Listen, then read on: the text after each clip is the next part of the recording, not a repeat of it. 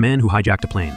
November 24th, 1971, the day before Thanksgiving, a well-dressed man walked into Portland International Airport in Oregon. He appeared calm, polite, and completely ordinary. He purchased a one-way ticket under the name Dan Cooper for Northwest Orient Airlines Flight 305, which was scheduled to fly from Portland to Seattle. Nothing about him seemed suspicious. He was described as being in his mid-40s, around 6 feet tall, wearing a dark business suit, a white shirt, a black tie, and dark sunglasses. He carried only a black briefcase. Shortly after the Boeing 727 took off, Cooper quietly handed a folded note to flight attendant Florence Schaffner. At first, she assumed it was a phone number from a passenger and placed it in her pocket. Cooper leaned toward her and calmly said, "Miss, you'd better read that note. I have a bomb." She unfolded the note. It stated that he was carrying an explosive device. To prove he was serious, Cooper opened his briefcase just enough for her to see several red cylinders connected by wires and what appeared to be a battery. Then he calmly explained his demands. He wanted $200,000 in cash, 4 parachutes, and a fuel truck waiting in Seattle to refuel the aircraft after landing. The flight crew immediately informed the pilots, who contacted air traffic control. The FBI and local authorities were notified. Rather than risking the lives of the passengers, officials decided to cooperate. While the plane circled in the air to give authorities time to gather the money and parachutes, the passengers had no idea they were part of one of the most famous crimes in American history. When Flight 305 landed in Seattle,